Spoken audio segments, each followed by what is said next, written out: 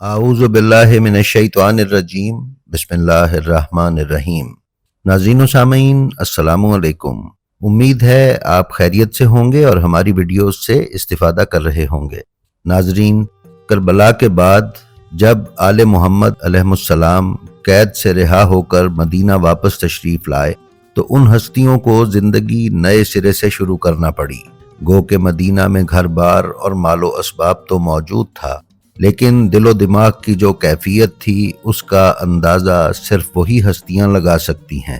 امام حسین علیہ السلام مدینہ چھوڑنے سے پہلے ان تمام حالات سے آگاہ تھے، اسی لیے مدینہ میں کچھ ایسی ہستیوں کو پیچھے چھوڑا گیا کہ جب آل محمد علیہ السلام کا لٹا پٹا قافلہ مدینہ واپس آئے تو ان کی آباد کاری کے لیے کچھ مضبوط ہاتھ مدینہ میں موجود ہوں، جو نہ صرف انہیں تحفظ دیں بلکہ ان کی زندگیاں دوبارہ سے شروع کرانے میں مددگار اور معاون ثابت ہوں۔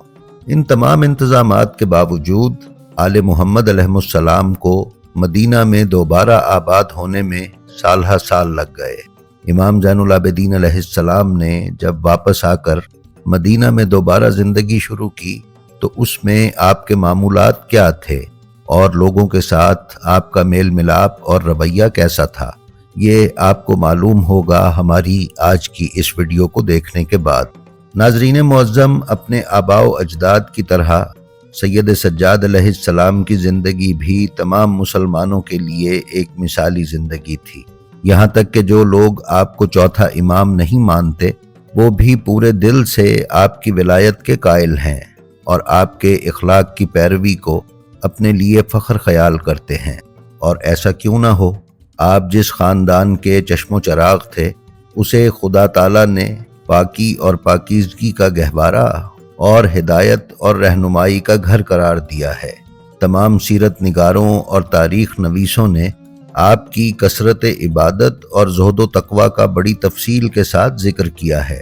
آپ کی زندگی سادہ اور گوشہ نشینی اختیار کیے ہوئے تھی، لیکن انکساری، دعا، خدمت خلق اور جود و سخا کا نمونہ تھی۔ ناظرین، کتاب وسائل الشیعہ کی جلد 10 میں بیان کیا گیا ہے کہ حضرت علی ابن الحسین امام زین العابدین علیہ السلام قبر نبی صلی اللہ علیہ وآلہ وسلم کے پاس کھڑے ہو کر سلام کرتے تھے اور فرماتے تھے کہ میں گواہی دیتا ہوں کہ آپ نے پیغام الہی کو پہنچا دیا۔ اس کے بعد جو دعا کرنا ہوتی وہ کرتے اور پھر قبر کے نزدیک چھوٹے سبز پتھر پر ٹیک دیتے ہوئے اس طرح قبر سے لپٹتے کہ پشت قبر کی طرف ہوتی اور آپ کا رخ قبلے کی جانب ہوتا۔ کتاب وسائل الشیعہ میں ہی بیان کیا گیا ہے کہ امام جعفر صادق علیہ السلام سے روایت ہے کہ حضرت علی ابن الحسین علیہ السلام 3 مرتبہ ایسے سخت بیمار ہوئے کہ وصیت کی ضرورت محسوس ہوئی، بس تینوں مرتبہ اپنے اموال و جائیداد کے بارے میں وصیتیں کیں کہ اس قدر فلاں کو دیا جائے اور اس قدر فلاں کو، پھر ہر مرتبہ شفا پا کر اس وصیت پر خود ہی عمل فرماتے، یعنی اپنے اموال اپنی کی ہوئی وصیت کے مطابق لوگوں میں تقسیم کر دیتے۔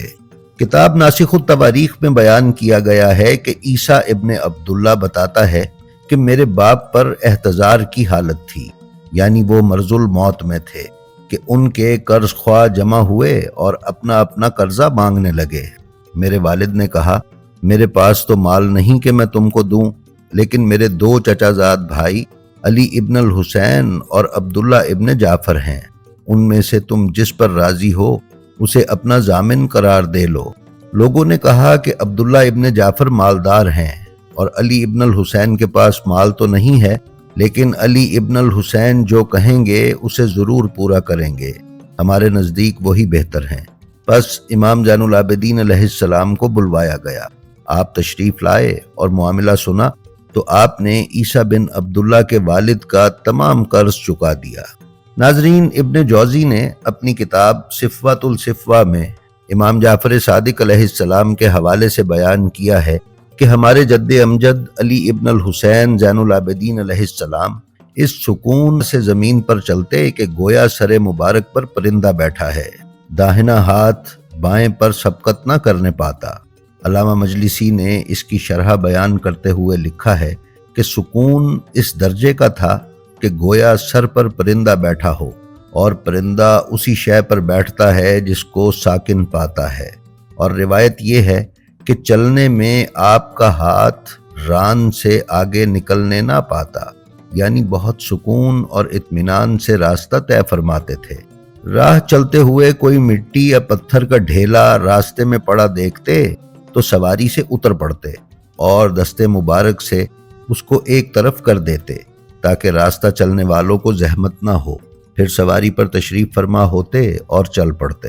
غیبت کی سخت ترین مذمت فرماتے اور کہتے کہ خبردار کسی کی غیبت نہ کرنا، یہ جہنم کے کتوں کی خوراک ہے۔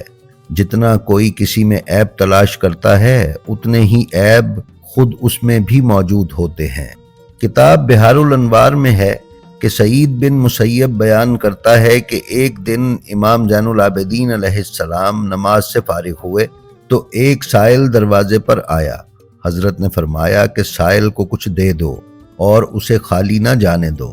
روایات میں بیان کیا گیا ہے کہ سائل کو دیکھ کر آپ خوش ہو جایا کرتے اور فرماتے کہ مرحبا ہو اس شخص پر کہ آخرت کے زاد راہ کا حمال بنا، یعنی سائل خیرات یا مدد دینے والے کی آخرت کی نیکیوں کا سبب بنا ہے۔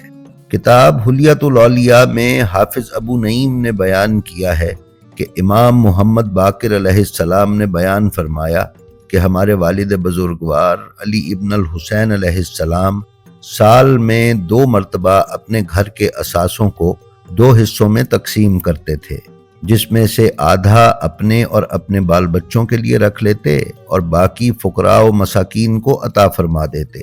آگے چل کر حافظ ابو نعیم نے لکھا ہے کہ جب آپ سائل کو کچھ دیتے تو فوراً اس شے کو واپس لے کر اسے بوسہ دیتے اور پھر سائل کے حوالے فرما دیتے۔ ایک شخص نے اس کا سبب پوچھا تو فرمایا کہ یہ چیز میں نے خدا تعالیٰ کے نام پر سائل کی نظر کی ہے۔ اب جب کہ یہ چیز سائل کے پاس پہنچنے کے بعد خدا تعالیٰ کی طرف منسوب ہو گئی تو ضروری ہے کہ اس کا احترام کیا جائے، چاہے وہ ایک خشک نان ہی کیوں نہ ہو۔ ناظرین، بہار الانوار میں بیان کیا گیا ہے کہ حضرت کا معمول تھا کہ موسم سرما گزر جاتا تو سردی کے کپڑے راہ خدا میں دے دیتے، گرمی ختم ہوتی تو گرمی کا لباس خیرات فرما دیتے۔ بعض اوقات راستے میں ضرورت مند لباس کا کونا پکڑ لیتے تو آپ قبا ان کے پاس چھوڑ کر آگے بڑھ جاتے۔ کھانا کھانے کو بیٹھتے تو اپنی ضرورت کے مطابق کھانا راہ خدا میں دیتے، اس کے بعد خود کھانا کھاتے۔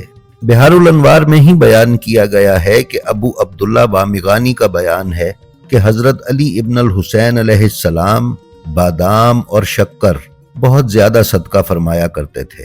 اس کا سبب دریافت کیا گیا تو فرمایا کہ مجھے ان دونوں چیزوں کا شوق ہے، اور حق تعالی قرآن میں ارشاد فرماتا ہے کہ تم ہرگز بھلائی نہ پاؤ گے جب تک کہ ان چیزوں کو خیرات میں نہ دو جنہیں تم دوست رکھتے ہو۔ ناظرین، یہ سورہ آل عمران کی آیت کا ترجمہ ہے۔ کتاب کشف الغمہ میں بیان کیا گیا ہے کہ ایک ہاشمی جو اپنی فضول خرچی کے باعث ہمیشہ تنگ دست رہتے تھے، حضرت انہیں فضول خرچی سے منع فرماتے لیکن وہ باز نہ آتے۔ تاہم جب فاقے کی نوبت آ جاتی تو رات کی تاریکی میں امام زین العابدین علیہ السلام ان کے پاس جاتے اور امداد کرتے۔ انہیں معلوم نہ تھا کہ مدد کرنے والا شخص کون ہے اور کیوں مدد کرتا ہے۔ وہ اکثر امام زین العابدین علیہ السلام سے کہتے کہ ایک تم ہو کہ نہ جان نہ پہچان مگر ہمیشہ میری مدد کرتے ہو، اور ایک علی ابن الحسین ہیں جو اپنی رشتہ داری کے باوجود میرا خیال نہیں کرتے، خدا انہیں اس قطع رحم کا برا بدلہ دے۔ حضرت یہ کلمات سن کر خاموش ہو جاتے۔ جب امام علیہ السلام کی شہادت ہوئی اور لوگوں کو خفیہ خیرات کا سلسلہ بند ہوا، تب ان ہاشمی کو معلوم ہوا کہ امداد کرنے والا سوائے علی ابن الحسین کے اور کوئی نہیں تھا۔ متعدد کتب تاریخ میں بیان کیا گیا ہے کہ جب آپ کے جسم اطہر کو غسل دیا گیا تو آپ کے کندھوں اور کمر پر اونٹ کے گٹوں کی مانند گٹھے پڑے ہوئے تھے۔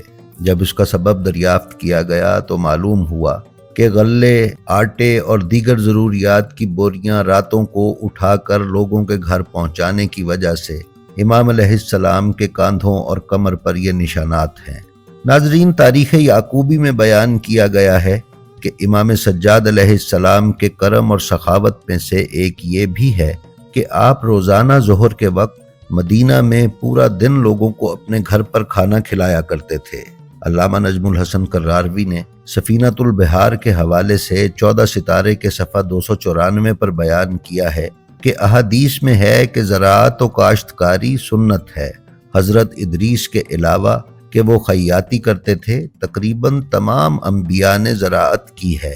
حضرات ائمہ طاہرین علیہم السلام کا بھی یہی پیشہ رہا ہے، لیکن یہ حضرات اس کاشتکاری سے خود فائدہ نہیں اٹھاتے تھے، بلکہ اس سے غرباء، فقراء اور پرندوں کے لیے روزی فراہم کیا کرتے تھے۔ حضرت امام زین العابدین علیہ السلام فرماتے ہیں کہ میں اپنا فائدہ حاصل کرنے کے لیے زراعت نہیں کیا کرتا، بلکہ اس لیے زراعت کرتا ہوں کہ اس سے غریبوں، فقیروں، محتاجوں اور پرندوں کو روزی فراہم کروں۔